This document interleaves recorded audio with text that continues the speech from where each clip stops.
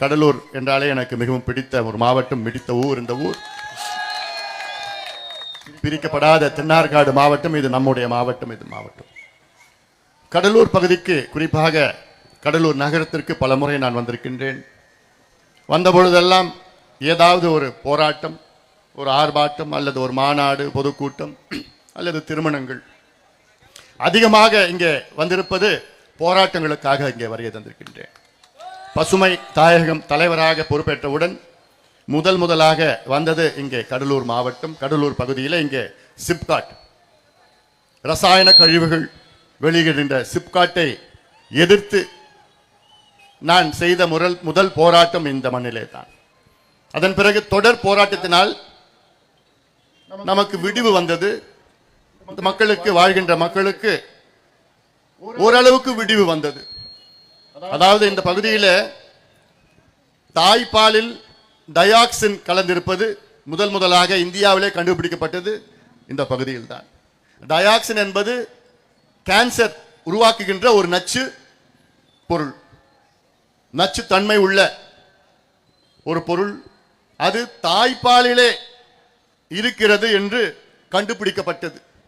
இந்த டயாக்சின் எங்கிருந்து வந்தது என்றால், இங்கே அருகில் உள்ள சிப்காட்டில் ரசாயன தொழிற்சாலைகள், கெமிக்கல் ஃபேக்டரி. இது சுத்திகரிக்கப்படாமல் காற்றையும் மாசுபடுத்தி, நீரையும் மாசுபடுத்தி, மண்ணையும் மாசுபடுத்தி மிகப்பெரிய ஒரு கேடாக இந்த பகுதியில் இன்னும் இருக்கிறது. ஆனால் ஓரளவுக்கு பரவாயில்லை. காரணம், பாட்டாளி மக்கள் கட்சியினால் இன்று ஓரளவுக்கு ஒரு கட்டுப்பாட்டுடன், கட்டுப்பாடுன்னு சொல்ல மாட்டேன், அப்படி மோசமான ஒரு பகுதி இந்த கடலூர் நகரம். இந்த பகுதி இது மக்களுக்கு மட்டுமல்ல, மீனவர் சமுதாயத்திற்கும், விவசாயிகளுக்கும், பெண்களுக்கும், இளைஞர்களுக்கும் மிகப்பெரிய ஒரு கேடாக. ஒரு சிப்காட் தொழிற்சாலை என்றால் அது ஒரு கிட்டத்தட்ட ஒரு வரமாக இருந்திருக்க வேண்டும். காரணம், அது வளர்ச்சி, பொருளாதார வளர்ச்சி, வேலை வாய்ப்பு. ஆனால் கடலூரில் உள்ள சிப்காட் என்பது ஒரு சாபக்கேடாக இங்கு வந்திருக்கிறது. உள்ளூர் இளைஞர்களுக்கு வேலையும் கிடையாது. நாசப்படுத்தி மாசுபடுத்துகின்ற இந்த பகுதி, இது ஒரு பக்கம். ஏன் நான் இது சொல்றேன்னா, அதற்கு அத்துணை முறை இங்கே நான் வருகை தந்திருக்கின்றேன். அத்துணை முறை நான் இங்கே இந்த மண்ணுக்கும் மக்களுக்கும் நான் போராடி இருக்கின்றேன். எனக்கு முன்பு பேசிய முத்து அவர்கள் சொன்னது போன்ற இந்த பகுதியில் எந்த பிரச்சனை இருந்தாலும், அது என்எல்சி பிரச்சனையா இருந்தாலும் சரி, சைமா கழிவுகள், சாய கழிவுகள், எங்க ஈரோடு, பள்ளிப்பாளையம், திருப்பூர்ல இருக்கிற சாயப்பற்றையில் இருக்கிற கழிவுகள்லாம் பைப் மூலமா கொண்டு வந்து அங்கே குறிஞ்சிப்பாடி பகுதியில் சைமா அப்படின்னு அதை சுத்திகரிக்கின்ற ஒரு பகுதியாக இங்கே தேர்வு செய்தார்கள். அதை நான் அறிக்கை மட்டும் இல்ல, பல போராட்டங்கள் கொடுத்து, அழுத்தம் கொடுத்து இப்ப நிறுத்தி வச்சிருக்கிறேன். இந்த என்எல்சி சரிப்பா, இந்த என்எல்சி நெய்வேலி லிக்னைட் கார்பரேஷன் 1956 தொடங்கப்பட்ட நிறுவனம். 60,000 ஏக்கர் நிலத்தை அழித்து ஒழித்து, அங்க ஒரு புல்லு பூண்டு கூட வராது. என்ன மாதிரி மண்ணுனா, முப்போகம் நமக்கு உணவளிக்கின்ற அந்த மண், விவசாய மண், செழுமையான மண். அந்த மண்ணுக்கு கடியில நிலக்கரி, பழுப்பு நிலக்கரி இருக்குன்னு கண்டுபிடிச்சு அந்த மண்ணையும் அழிச்சிட்டு, மக்களையும் அப்புறப்படுத்தி, நிலத்தடி நீரையும் அழிச்சு, ராட்சச போர்கள் வைத்து அந்த நிலத்தடி நீர், கடலூர் மாவட்டம், அதுவும் நெய்வேலி, பண்ருட்டி அந்த பகுதியில் இருக்கிற தண்ணின்னா அப்படியே நல்லா இருக்கும், சுவையா இருக்கும் தண்ணி. இன்னைக்கு தண்ணி கிடையாது, 700-800 அடி. இதற்கெல்லாம் யார் காரணம் என்றால் இந்த திமுக, இவ்வளவு காலமாக ஆண்ட திமுக, இந்த திராவிட கட்சிகள் தான் காரணம் நான் சொல்வேன். இன்னைக்கு எதற்கு இந்த நடைபயணத்தை நான் மேற்கொண்டிருக்கின்றேன்? தமிழ்நாட்டை மீட்டெடுக்க வேண்டும். திமுகவிடம் இருந்து தமிழ்நாட்டை மீட்டெடுக்க வேண்டும். திமுகவுக்கு விடை கொடுப்போம், தமிழ்நாட்டை மீட்டெடுப்போம். இந்த ஒரே காரணத்துக்காகத்தான் இந்த நடைபயணத்தை நான் மேற்கொண்டிருக்கின்றேன். முக்கியமான ஒரு கட்டம். நாம் இன்னும் தேர்தலுக்கு ஒரு 6 மாதம் தான் இருக்கிறது. கிட்டத்தட்ட 4.5 ஆண்டு காலம் திமுக தமிழ்நாட்டை நாசப்படுத்தி கொண்டிருக்கின்ற அதை சூழலை அகற்ற வேண்டும், முற்றுப்புள்ளி வைக்க வேண்டும். முதலமைச்சர் ஸ்டாலின் அவர்களையும் திமுகவையும் வீட்டுக்கு அனுப்ப வேண்டும். அதுக்கு காலம் நேரம் வந்துவிட்டது. அதற்காகத்தான் இந்த நடைபயணம். சிந்தித்து பாருங்கள். அதிலும் குறிப்பாக நான் சொல்கின்ற முக்கிய செய்தி, தமிழ்நாட்டில் உள்ள தாய்மார்கள், பெண்கள், பெற்றோர்களுக்கு. தாய்மார்களே, பெற்றோர்களே, கடந்த தேர்தலில் நீங்கள் மிகப்பெரிய தவறை செய்திருக்கிறீர்கள். திமுகவுக்கு வாக்களித்து அவர்களை ஆட்சியில் அமர்த்தினீர்கள். அவர்கள் செய்தது உங்கள் பிள்ளைகளையும் உங்கள் பேரப்பிள்ளைகளையும் நாசப்படுத்திக் கொண்டிருக்கின்றார்கள்.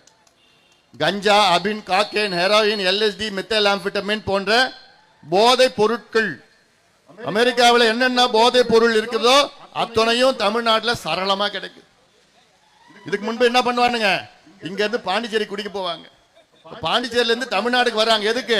கஞ்சா, போதை, அபின், காக்கேன், பவுடர், ஊசி, எல்லாம் மாத்திரை எல்லாமே தமிழ்நாட்டில் கிடைக்குது. வெக்கக்கேடுயா, வெக்கக்கேடு. இது ஒரு ஆட்சியாயா? இதுக்கு ஒரு முதலமைச்சர், இதுக்கு ஒரு துணை முதலமைச்சர், இதுக்கு ஒரு அமைச்சர்கள், இது ஒரு நிர்வாகம், இது ஒரு ஆட்சி. என்னையா செஞ்சீங்க தமிழ்நாட்டை? கடலூருக்கு என்னையா செஞ்சீங்க?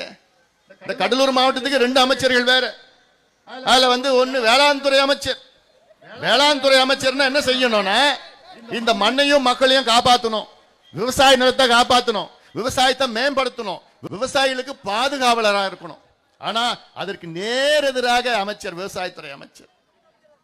அவங்க அப்பா எப்படிப்பட்டவர் நினைச்சு பாருங்க. MR கிருஷ்ணமூர்த்தி, அவர் தான் வேங்கை, உண்மையானவர். கலைஞரே நேர் எதிர்த்து பேசுவார். அப்படிப்பட்டவர் இன்னைக்கு அவருடைய மகன் அமைச்சர். ஆனா அவரையும் பயன்படுத்திட்டு இருக்கிறாங்க. எனக்கு எதிராக ஏதாவது அறிக்கை வரணும்னா MRK பேரில் அறிக்கை வரும். எனக்கு என்ன ஏதாவது பேசணும்னா துரைமுருகன் வச்சு பேசுவாங்க, இல்ல சிவசங்கர் வச்சு பேசுவாங்க, இப்ப இல்ல சேலத்துல பணமரத்துப்பட்டி ராஜேந்திரன் வச்சு என்ன பேசுவாங்க. இதுதான் ஜாதி அரசியல். திமுக இது தவிர வேற தெரியாது. கலைஞர் கத்து கொடுத்தாரு, இப்ப ஸ்டாலின் அதை பின்பற்றுறார். ஏன் வேற யாரும் அமைச்சர் கிடையாதா? வேற யாரும் பேச மாட்டாங்களா? பேச தெரியாதா? அப்படி ஒருத்தர் பேசினார். எங்க பேசினாரு? திருவண்ணாமலையில பேசினார் ஒருத்தர். போன வாரம் போயிருந்த திருவண்ணாமலை. யாரு? எத்திராஜுலு வஜ்ரவேலு என்கின்ற ஏவா வேலு. அவர் பேர் அதான். ஏவா வேலு, ஏவா வேலு. அவர் பேர் எத்திராஜுலு வஜ்ரவேலு. திருவண்ணாமலைக்கு போனேன், பேசினேன், அங்க இருக்கிற பிரச்சனைகளை பத்தி பேசினேன். அவருக்கு ஜுரம் வந்துடுச்சு, மயக்க பிடிச்சி என்னமோ வளரிட்டு இருக்கிறார். இவங்க தான் எனக்கு என்னமோ அமைச்சர் கொடுத்தாங்களாம், இவங்க தான் எனக்கு MP ஆக்கினாங்களாம், இவங்க தான் எல்லாம் பண்ணி வச்சாங்களாம்.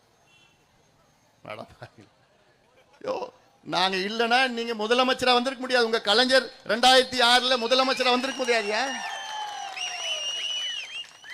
உங்ககிட்ட இருந்தது 96 MLAக்கள், எங்க கிட்ட இருந்தது 18 MLAக்கள் இருந்தாங்க. எங்களுடைய ஆதரவு தான். நீங்க 5 ஆண்டு காலம் கலைஞர் முதலமைச்சரா, கடைசி காலத்துல கலைஞர் முதலமைச்சரா இருந்தது யாரால? எங்களால. பாட்டாளி மக்கள் கட்சியால. இந்த அடிப்படை கூட உங்களுக்கு தெரியாத? எத்திராஜுலு வஜ்ரவேலு சவால் வர்றாராம், பாட்டாளி மக்கள் கட்சி தனியா தேர்தலில் நிக்க முடியுமா? இதை நான் கேட்கிறேன். ஒண்ணு, திமுகக்கு வயசு 75. 75 வயது உள்ள திமுக வருகின்ற சட்டமன்ற தேர்தலில் நீங்க தனியா போட்டிடுங்க. உங்க கூட்டணி கிட்டணி எதுவும் வேணாம், தனியா போட்டிடுங்க. பாட்டாளி மக்கள் கட்சி தனியா போட்டியிடும். எங்களுக்கு எல்லா தைரியம் இருக்கிறது.